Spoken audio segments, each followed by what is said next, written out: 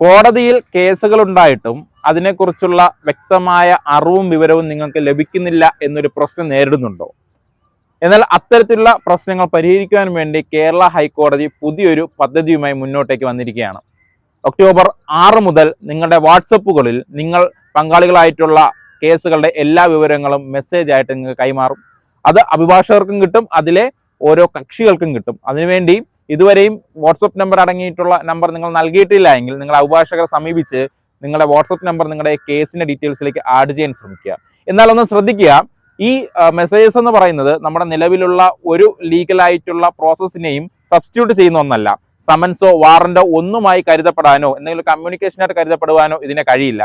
അതുപോലെ തന്നെ ഇത്തരമുള്ള വാട്സ്ആപ്പ് മെസ്സേജിന്റെ ജെന്യൂനിറ്റിയും കൂടെ നമ്മൾ ചെക്ക് ചെയ്യണമെന്നും കേരള ഹൈക്കോടതി ഇത്തരം നോട്ടിഫിക്കേഷനിൽ പറയുന്നുണ്ട്. അതായത് കേരള ഹൈക്കോടതിയുടെ ഒഫീഷ്യൽ ആയിട്ടൊന്ന് വരുന്ന മെസ്സേജസ് മാത്രമേ കോടതിയുമായി ബന്ധപ്പെട്ട നിങ്ങളുടെ കേസുമായി ബന്ധപ്പെട്ട വിവരങ്ങളാണെന്ന് വിശ്വസിക്കുകയും അത് ജെന്യൂനായിട്ട് എടുക്കുകയും ചെയ്യാനും പാടുള്ളൂ.